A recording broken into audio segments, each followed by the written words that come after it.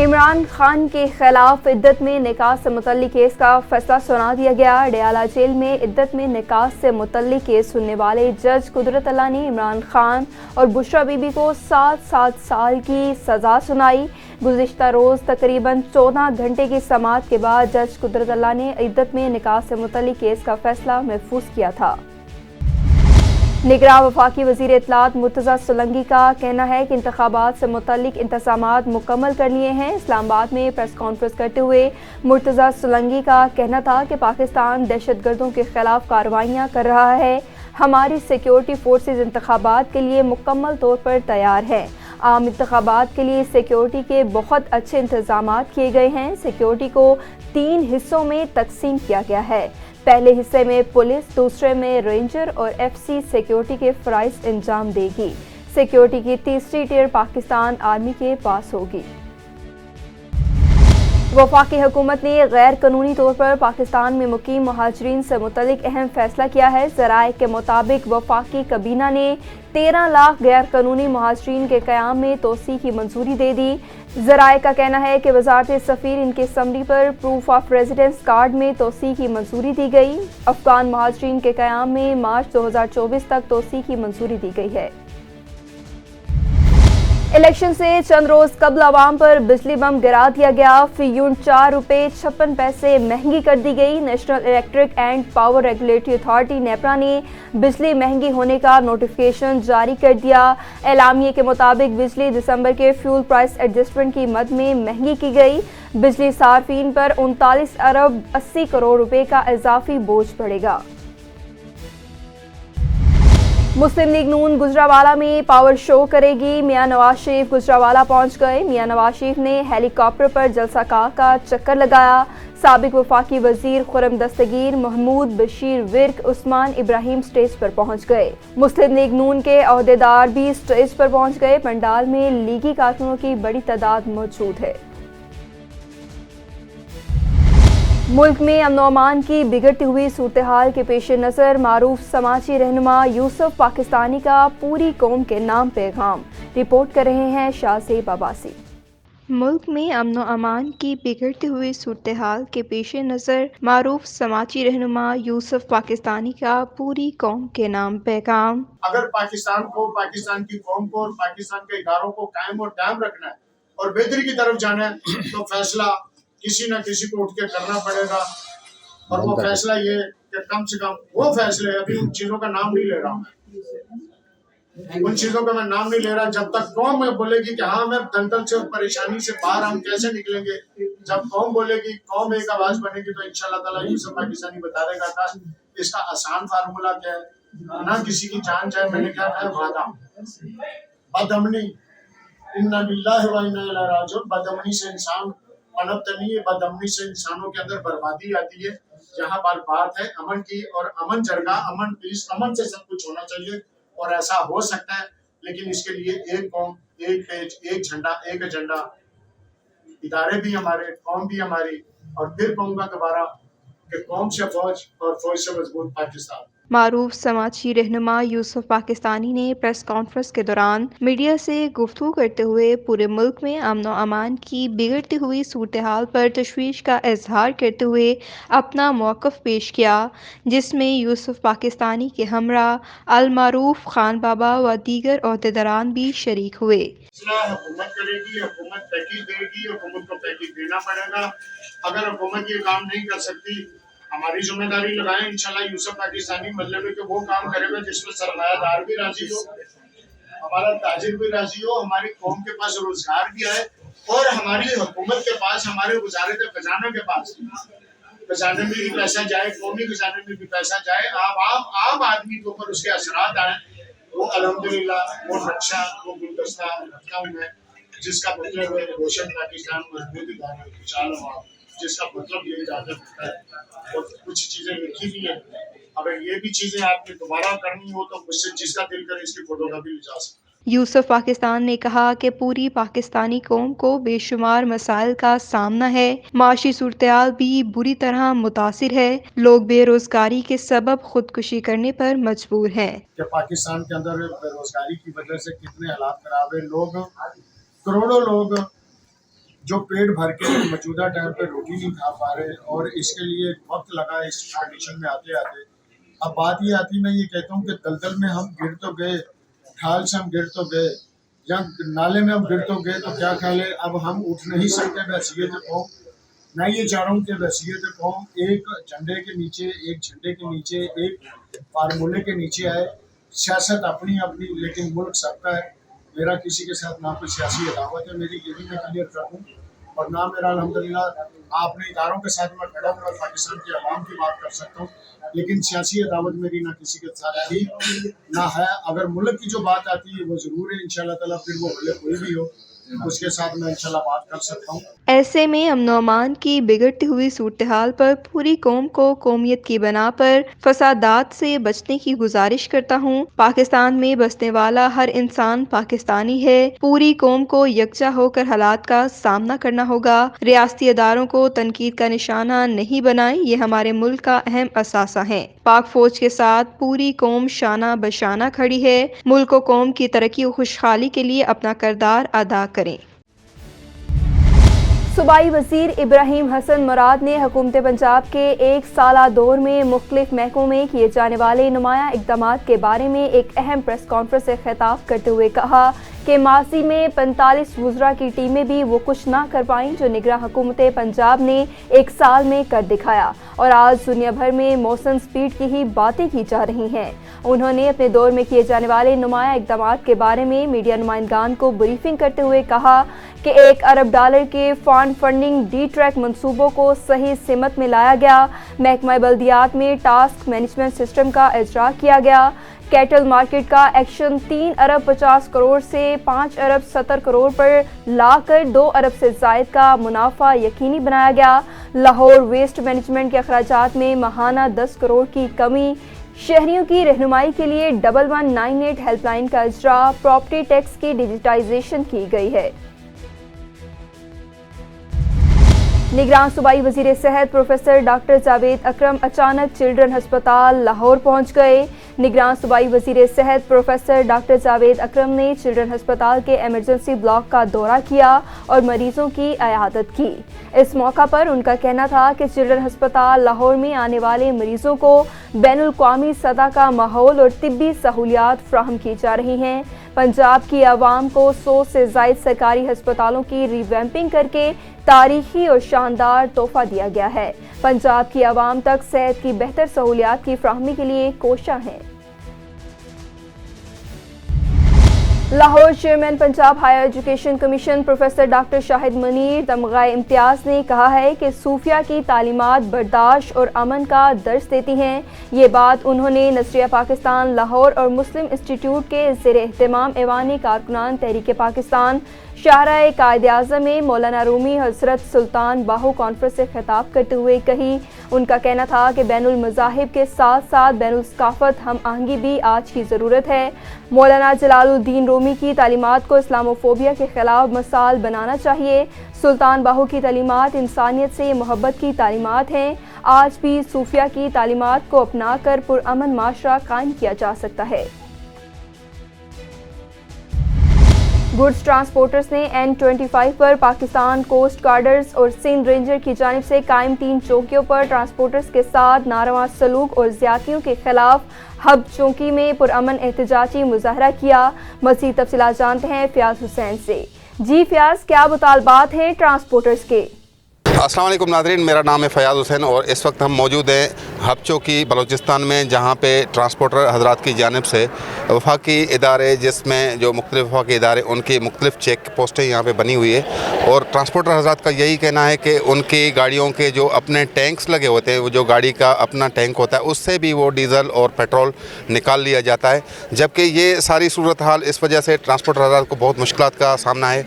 अब इनसे जानेंगे कि उनके साथ क्या मुश्किलात हैं। आइए जानते हैं ट्रांसपोर्टर हज़रात से। मौजूद है एक ट्रांसपोर्टर हज़रात, जो ट्रांसपोर्टर हज़रात यहाँ पे मौजूद है, उनसे जानेंगे कि इनके क्या मसाइल हैं और कौन से जो इदारे हैं इनकी गाड़ियों के टैंक से पेट्रोल और डीज़ल निकाल लेते हैं, और इनके साथ ये मज़ालिम कब से हो रहे हैं और इसको कैसे बंद किया जा सकता है। जी बताइएगा। अस्सलाम वालेकुम भाई, पिछले एक महीने से जो इन गाड़ी है जो खड़ी आपके अकब में नज़र आ रहा है, इनकी जो नीचे की टैंकी है मतलब 600 लीटर या 800 लीटर या 500 लीटर, ये गाड़ी यहाँ से डीजल भरा के पंजाब जाता है, पंजाब से वापस आता है। ये गाड़ी की अपनी जो चालू टैंकी होती है खुराकी जिसको बोलते हैं, ये वही डीजल है। पिछले एक महीने से पाकिस्तान रेंजर ने जो चेकपोर्ट लगाया हुआ है सिंध और बलूचिस्तान के बीच में, इन गाड़ियों को तंग करके इनके डीजल उतारा जा रहा है। अच्छा, ये जो कब से चल रहा है? एक तो आपने बोला कि एक महीने से, तो उनकी भी ये आगे से हमने ये मालूमात लिए तो वो कह रहे हैं कि एक्स्ट्रा डीजल भी लेके जाया जाता है गाड़ियों में। क्या ऐसी कोई है चीज़? भाई ऐसा कुछ भी नहीं है। अगर ऐसी कोई बात है एक्स्ट्रा डीजल का तो वो उसका अपना मसला है, ठीक है। बाकी ये जो टैंकी गाड़ियाँ आपके सामने खड़ी है, इनकी 800 लीटर की टोटल टैंकी है खुराकी।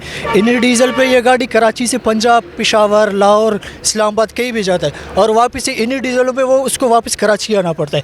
तो इनका यही डीजल है। बाकी अगर उनका कोई बोल रहा है कि भाई कोई इजाफी डीजल लेके जा रहा है, ये कर रहा है, ऐसा कुछ भी नहीं है, सरासर झूठ है। ये गाड़ी आती है सिर्फ अपने आने जाने के लिए डीजल भर के जाते हैं। चेक पोस्ट पे जो यहाँ पे चेक पोस्ट बनी हुई है, तो इसके हवाले से आपने डीजी रेंजर्स या किसी और आला हुकाम को कोई मुतालबा किया, कोई शिकायत की है? तो उन्होंने क्या कहा? यार शिकायत मुतालिबा ये है कि हम लोगों का जो यूनियन है, यहाँ के यूनियन वालों ने, ऐसा नहीं है कि कोई एक दिन उनके पास गया, रोज़ जा रहा है। ये नहीं कि कोई नहीं गया है, जाने में तो रोज़ जा रहा है, दिन में भी जा रहा है, रात में भी जा रहा है। कभी क्या बहाना चल रहा है, कभी क्या बहाना चल रहा है। तो आप बताएं कि ये जो बलूचिस्तान है अब शहर है, तो यहाँ पे कोई और रोज़गार है? आप मुझे बताएं। आपकी इंडस्ट्रियाँ हैं, इंडस्ट्रियों में कौन है? सारे गैर मकामी हैं। अच्छा, ये इनका यही कहना है कि यहाँ पे अब मौजूद है, दूसरे ट्रांसपोर्टर से भी जानेंगे कि यहाँ पे जो इस शिकायत के अजाले के लिए जो है आला रेंजर्स के हुकाम से भी इन्होंने मुलाकात की, लेकिन उनकी वो कोई भी शिकायत नहीं सुनी गई है और ये सिलसिला जारी है। आइए दूसरे लोगों से जानते हैं। जो ट्रांसपोर्टर हजरात है, उनकी यूनियन के जो मेम्बरान हैं, उनसे जानेंगे कि ये जो जुल्म है कब से चल रहा है और कौन से इदारे हैं जो इनके साथ नाजायज़ी कर रहे हैं और ये नारवा सलूक कब से चल रहा है। जी आप बताइएगा।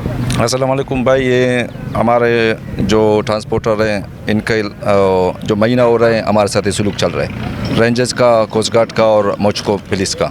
ये यहाँ पे डीजल आके डालते हैं, तो फिर ये जो खुराक की डालते हैं 200-300 लीटर, ये 200-300 लीटर भी उतारते हैं रेंजर्स वाले। और जो लड़के इनके पास जो खलिंडर जाते हैं या ड्राइवर जाते हैं तो उनको मारते भी है और उनको रोड के ऊपर उतार के मुर्गा भी बनाते हैं। इनका ये जो रवैया है ये 20-25 दिन से हमारे साथ चल रहा है। और डीजल भी उतारते हैं, लेकिन इनको एक तो कानून नहीं है, इनको इख्तियार तो नहीं है कि डीजल उतारो तो 200-300 लीटर 200। अच्छा, आपकी जो टंकियों में है वो डीजल कितना होता है जो टंकियाँ लेके जाए? एक्स्ट्रा टंकी तो नहीं लगी? नहीं, एक्स्ट्रा टंकी नहीं है। जो इनके खुद के इस्तेमाल में वो टंकी लगे हुए हैं। वो चेक भी कर सकता है, वो माप भी कर सकता है कि कितने लीटर है इसमें, लेकिन फिर भी बदमाशी के हिसाब से उतार के फिर इन डीजलों को जाके। यहाँ पे कोई लाइन वाइन का सिस्टम है क्या? लाइन किसी की चलती है, किसी को जाने देते हैं, किसी को रोकते हैं, ये कोई सिस्टम है क्या यहाँ पे? वो तो उनका जो बड़े होते हैं उनका लाइन होता है, जो छोटे गाड़ी वाले कहाँ से लाइन देंगे? 200-300 लीटर अगर लाइन देंगे तो इनका पूरा ही कहाँ से होगा? एक डालते हैं 200-300 लीटर, तो उसका लाइन इनको देंगे तो फिर बचेगा इनके लिए क्या? अच्छा, कोस्ट गार्ड वाले क्या कहते हैं? कोस्ट गार्ड वाले भी इनसे पैसे लेते हैं। हर गाड़ी से 1000 रुपया हो गया, 2000 रुपया हो गया, अगर नहीं दिया तो फिर गाड़ी सेट करते हैं, फिर ड्राइवर के साथ बदमाशी करते हैं, ड्राइवर को मारते हैं और FIR करते हैं गाड़ी के ऊपर अपने हिसाब से, अपने बदमाशी के हिसाब से। इसके खिलाफ हम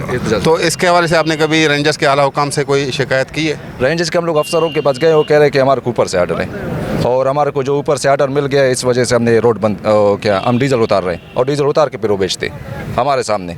और कुछ इसके रेंजर्स के कुछ लोग हैं जो गाड़ी वालों से 1000 रुपया 2000 रुपया लेके गाड़ी को छोड़ते हैं। अच्छा, वो उतारते नहीं हैं? रात के टाइम पे 2-3 हज़ार रुपये लेते हैं, जो 300-400 लीटर के लिए बदमाशी करते हैं, फिर उनसे 300-400 रुपये लेके और 3-4 हज़ार रुपये लेके और उनको छोड़ते हैं गाड़ी वालों को।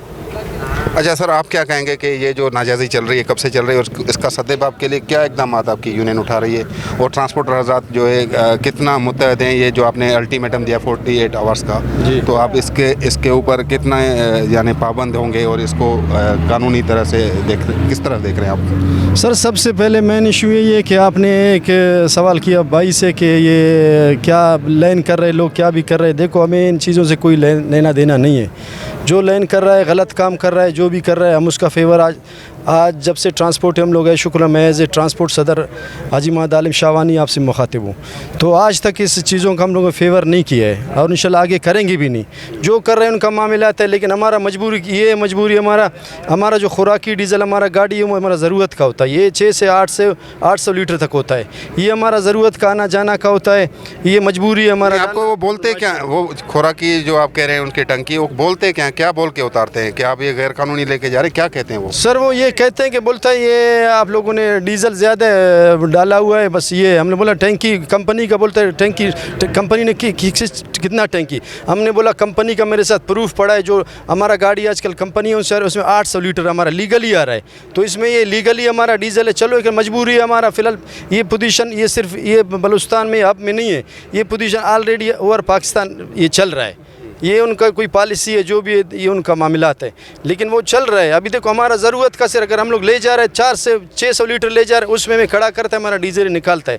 जैसे गाड़ी है बड़े बड़े जा रहे हैं 20,000 जितना भी है, जितने मामलात है, मैंने पहले क्या उनका हम लोग फेवर नहीं किया है। पहले क्या मुतालबात करेंगे डीजी रेंजर्स से या किसी आला इदारे से, क्या आपके मुतालबात? सर हमारे मुतालबा डीजी रेंजर साहब से, आला अहदेदारों से, जो हमारे कोस्ट गार्ड के, पाकिस्तान कोस्ट गार्ड के, पाकिस्तान रेंजर्स के, हमारा मुतालबा यही है कि भाईजान जो हमारा लीगल जो खुराकी हमारा डीजल है, हमारा एक टैंकी वाला है, आप मेहरबानी करो उसको छोड़ो, उसमें हमारे साथ तंग नहीं करो, तंग नहीं डालो, नाजायज़ हमारे साथ एक तो पहले से जुल्म हमारे ऊपर डाल जा रहा है। और हम ट्रांसपोर्टर किसी रोड पे भी पूरा पाकिस्तान के सतह पे हम लोग महफूज नहीं है, न हमारा जान महफूज है, न हमारा माल महफूज है। एक तो हमारा लूट मार जीना आराम वहाँ से हो गया है, दूसरा इदारे जो इदारों से हम खैर का तवक्को था हमें और करते थे, आजकल इतना परेशान उन्होंने हमें ट्रांसपोर्टरों को किया है, आज किसी ने भी इतना परेशान हमें नहीं किया है। उम्मीद करते हैं डीजी रेंजर साहब से कि हमारा ये जो लीगल राइट है हमारा, ये हमें अलाउ करे कि हम अपना 600 से 800 लीटर जो हमारा टैंकियाँ है, कंपनी का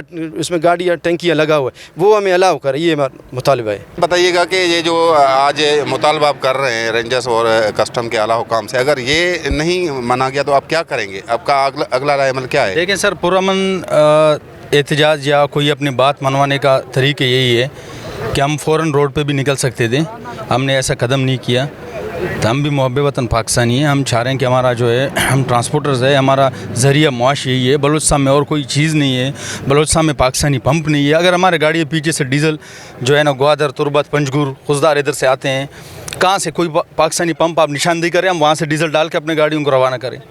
अगर नहीं है ऐसी चीज़ तो ईरानी डीज़ल बाहर से जो है ना पीछे से डाल के गाड़ियों को रवाना करना, ये हमारी मजबूरी है।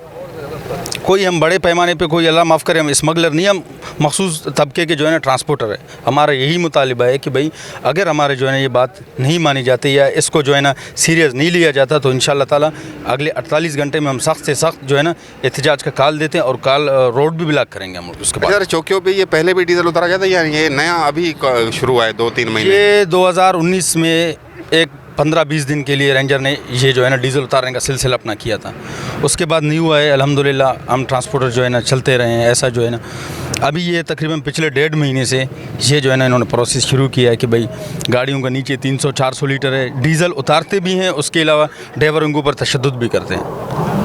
अच्छा ये बताइएगा कि ये जो वो जो डीज़ल निकालते वो क्या उसका क्या करते हैं? वो किसी उसका हमें सही तरीके से सर इल्म नहीं है कि वो क्या करते हैं, लेकिन बड़े पैमाने पर देखें एक बहुत ही बड़ा ये रूट है, पूरे बलूचिस्तान का एक ही रूट है, इसमें से हज़ारों गाड़ियाँ दिन में गुजरती हैं, छोटे गाड़ियाँ, बड़ी गाड़ियाँ, हर तरह की गाड़ियाँ यहाँ से गुजर रही होती हैं। ये डीज़ल उतार के वो अपने पास डंपिंग करते हैं, उस चीज़ का हमें इल्म नहीं है कि ये आगे सेल करते हैं, गवर्नमेंट के ख़जाने में जा रहा है, किधर जा रहा है, उस चीज़ का अभी तक हमें कोई इल्म नहीं है सर। कराची के इलाके मलिर थाना सखन रहरी गुट में सर्च ऑपरेशन किया गया। ऑपरेशन मंशियात फरोशों और जराइम पेशा अफराद की तलाश में किया गया। Sindh wild life Sukkur division के अहाते से फरार होने वाले नॉर्दर्न प्लेन्स के लंगूर को काबू कर लिया गया। जंगली होने के बावजूद लंगूर ने अपने बर्ताव में उछल कूद के बजाय तहम्मुल को तरजीह दी और वाइल्ड लाइफ के अमले की परेशानी का दरख्त पर बैठे हुए जायजा लेता रहा। रेस्क्यू की आदत करने वाले डिप्टी कंजर्वेटर सखर अदनान हामिद खान के मुताबिक दौरान रेस्क्यू लाहक खतरात में से सबसे अहम हाई टेंशन बरकी तारों की मौजूदगी रही। इसके अलावा लंगूर का करीबी इंसानी आबादी की तरफ जाने की सूरत में लोगों की तरफ से जानवर को तंग करने की कोशिश का खतरा मौजूद रहा। लंगूर को run of Kutch wild life sanctuary में उनके फितरी मस्कन में आज़ाद किया जाएगा। डिग्री शुगर मिल ने काश्तकारों को अदाइयाँ न होने की वजह से काश्तकारों का एहतजाज दूसरे रोज में दाखिल कर दिया। चीनी की तरसील धरना देकर रोक दी गई। काश्तकारों की बड़ी तादाद ने डिग्री शुगर मिल के मरकजी गेट पर कब्जा जमा लिया और धरना दे दिया। धरने की वजह से शुगर मिल से चीनी की तरसील रुक गई। धरने में मौजूद मुजाहिरीन ने शदीद नारेबाजी की, ताहम शुगर मिल इंतजामिया की जानिब से काश्तकारों से किसी ने बात नहीं की। बोलते हैं कि पेमेंट दे रहे हैं। आज धरना किया है हमने डिग्री शुगर मिल में के सामने, और अगर हमारा हक नहीं मिला तो हम हेड ऑफिस डिग्री मिल के कराची में उधर धरना करेंगे। डिग्री शुगर मिल की तरफ इस सीज़न के पैसे हैं और हमारे से गन्ना ले लिया है इन्होंने, चीनी बेच दी है, अभी बकाया जात नहीं दे रहे, मिल बंद कर रहे हैं, और इतने जितने भी ज़िम्मेदार आए हुए हैं सबके पैसे रुके हुए हैं, इस सीज़न के भी हैं और पिछले सीज़न के भी हैं। असां वटि इहो गुज़िरियल 2-3 सालनि खां ई थींदो अचे पियो त हिननि जेको कुझु कयो आहे उहो सभिनी जे साम्हूं आहे। असां फ़ैसिलो करे वरितो आहे त असां इलेक्शन खां पोइ कोर्ट में वेंदासूं डिग्री शुगर मिल जे ख़िलाफ़। पेमेंट बकायूं जेके आहिनि ज़मींदारनि जूं करोड़ों रुपया रहियूं पियूं आहिनि।